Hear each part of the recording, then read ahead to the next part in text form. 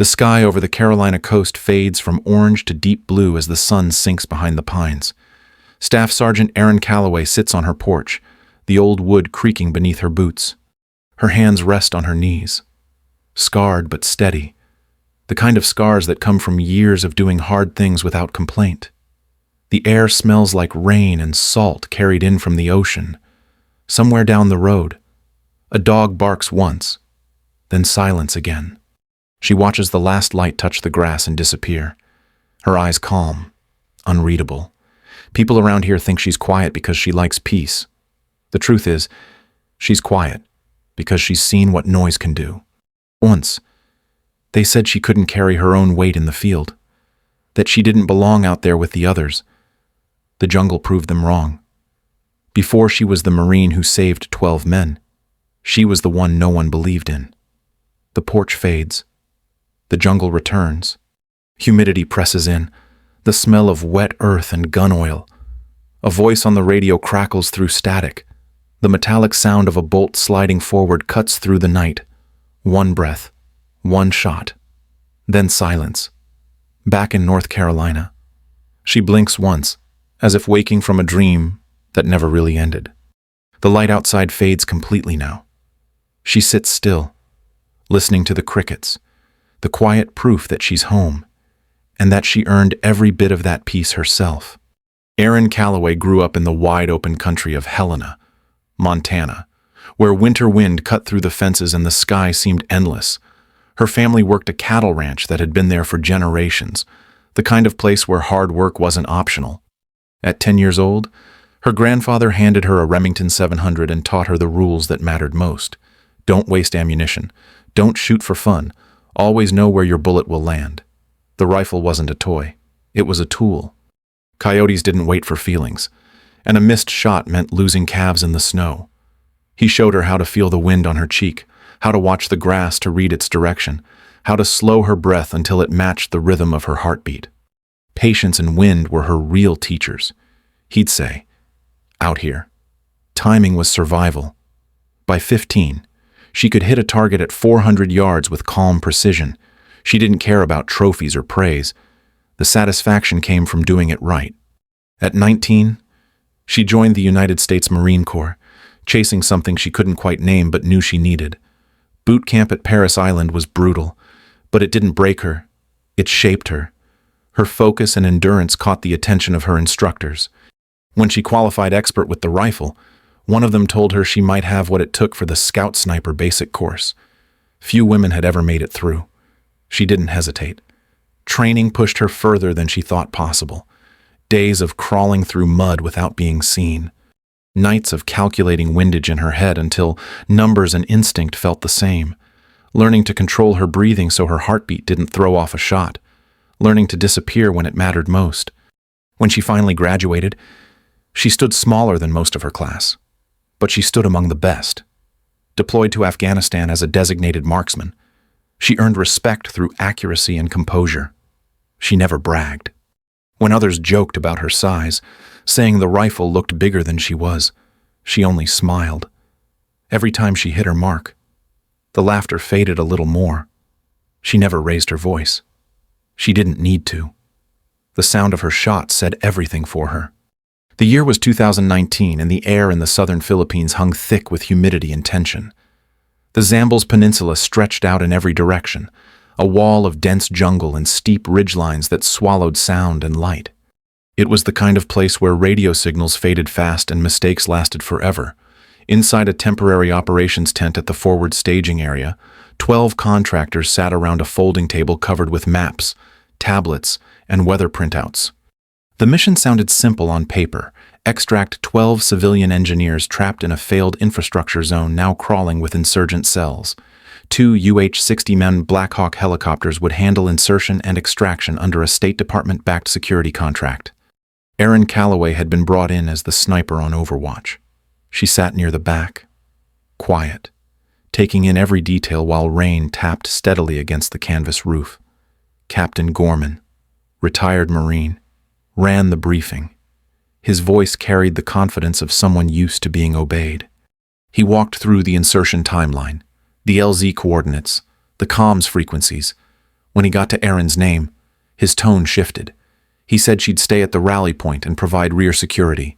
The others would move forward to handle the real work. A few men avoided eye contact. One contractor cleared his throat. The silence that followed said everything. Erin nodded once.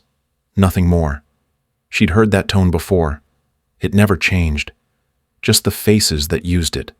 When the meeting broke, she laid out her gear in quiet precision. The M40A5 sniper rifle came first. Chambered in 7.62mm NATO, smooth bolt action, the kind of weapon she trusted more than most people. She loaded a magazine of 175-grain M118LR rounds and adjusted the Leupold Mark IV scope until the clicks lined up clean. Her M9 sidearm rested beside it, safety checked, slide clean. She updated her dope card for the local elevation and humidity, double-checked her range estimates, and zipped her pack tight. Outside, rotor blades began to spin. The first Blackhawk kicked up a storm of wet air and grit that rattled the tent walls. The smell of fuel mixed with the heavy scent of rain. Erin secured her rifle case and stood at the edge of the tent, watching the team load up. Gorman didn't look her way. She didn't need him to. She'd done this long enough to know that respect wasn't handed out before the mission. It came after, if you earned it. The noise of the choppers filled the air, and she steadied herself, calm and ready, as the night began to move. The jungle was a living thing, heavy with heat and sound. Every leaf dripped from the afternoon rain, and the air hung thick enough to taste. Erin Calloway lay prone on the edge of a ridgeline 6 kilometers from the objective, her M40A5 resting on a bipod, scope scanning the valley below. Beside her, the communications operator adjusted his headset while the young Army specialist, Ramos, shifted nervously behind a fallen log. The insects never stopped. Every few seconds a bird called somewhere deep in the canopy. It was nearly 3:40 p.m. when the first burst of gunfire cracked through the static on the radio. Gorman's voice came in sharp, broken, heavy with stress. Contact. Multiple hostiles. Engineers scattered. Erin glanced at Ramos, who froze. The comms operator tried to get a fix on their signal, but the line dissolved into static. She called for coordinates. Nothing. The radio answered only with distant yelling, gunfire, and the sound of someone breathing hard before the channel cut completely. Ramos scanned the trees, finger tight on the trigger, his voice trembling. She told him to slow down, keep his sector. He nodded, but his eyes never settled. The jungle pressed in tighter around them, a mix of thunder and gunfire echoing far away. Erin adjusted her scope again, listening, thinking, measuring. She'd been here before. Not this jungle, but this silence, that moment when orders became a cage. In Afghanistan, years earlier, her sergeant had told her to hold position during a firefight outside Kandahar. She obeyed. 2 Marines died because she didn't take the shot she had. She remembered the sound of that radio too. The same helpless static. Now, every instinct in her told her the same truth: staying put was another kind of surrender. She couldn't let it happen again. She flipped the safety on her rifle, packed her dope card, and slung the weapon across her shoulder. She checked her M9 chamber loaded, safety engaged, hydration bladder full.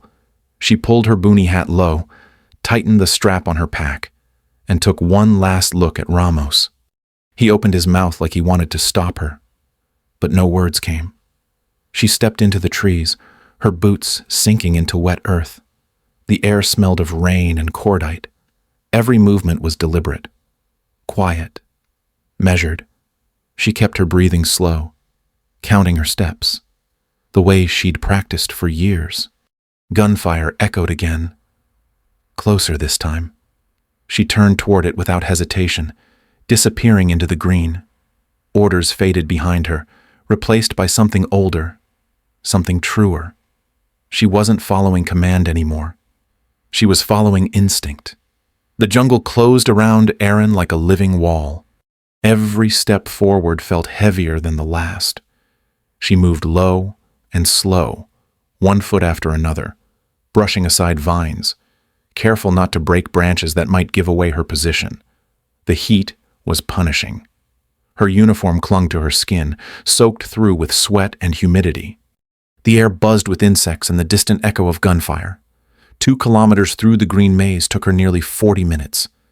When she finally reached the ridge, the sound of the firefight was clear and sharp now, cutting through the thick air. She dropped to her belly and crawled forward until her view opened on the compound below. What she saw was chaos. Gorman's team had taken cover inside a broken concrete structure half swallowed by jungle growth. Smoke rose from the roof where rounds had struck. Around 20 insurgents circled the area, their shouts carrying faintly through the trees. Most fired AKM rifles, but on the north side she spotted the threat holding everything down. A PKM machine gun crew dug in behind a mound of sandbags, laying suppressive fire that pinned everyone inside. 2 engineers lay out in a drainage ditch, one clutching his leg, the other unmoving. Erin felt her pulse steady, not rise. She slid her M40A5 rifle forward, extended the bipod, and settled behind the stock. Wind rippled through the canopy above. She studied the leaves, gauging speed and direction. 10 knots from the northeast. She made the adjustment on her loopholed Mark IV scope. The light was fading, the temperature dropping fast. Her breathing slowed until each inhale matched the beat of her heart. She chambered a 175-grain M118 LR round. Safety off, finger on the trigger. The PKM gunner leaned to feed a new belt. Erin exhaled halfway and squeezed. The rifle cracked once, sharp and clean. The gunner dropped. The assistant reached for the weapon. She adjusted slightly left and took the second shot. 2 seconds later, he fell backward into the dirt. The rest of the line froze, confused. She slid back from the log, crawled 15 meters through mud and leaves, found a new angle. The next man she saw was setting up an RPG. She steadied the crosshairs on his shoulder and fired. The rocket tumbled harmlessly aside. Down below, the insurgents began to shout over each other. Gorman's voice broke through the radio static. "Who's firing? Who's out there?" Erin didn't answer. She was already scanning for the next target. Each shot was methodical. Breath, squeeze, reset. Shell casings gathered beside her elbow. The jungle swallowed the sound quickly, turning every echo into silence. She moved twice more, shifting terrain, shooting from cover, always staying ahead of any counterfire. Her body ached from the prone position, but she didn't stop. Every shot was a calculation, a quiet rhythm that carried through the chaos. After 30 minutes, the fight began to die. The remaining insurgents broke and ran into the trees. Erin kept her scope on them until the last movement disappeared. Below, Gorman's team emerged from cover, dragging the wounded engineers toward the landing zone. The distant hum of rotor blades rolled through the valley as the Blackhawks came back in low, kicking up waves of dust and broken leaves. She stayed on her rifle until the second helicopter lifted off and turned north toward the coast. Only then did she let her finger fall away from the trigger. For the first time in hours, the jungle went quiet again. Erin lay still, chest rising slowly, her breath steady and calm. She tasted sweat and iron on her lips. She lowered her rifle, locked the bolt open, and sat back. The sun had nearly disappeared, leaving only dim light between the trees.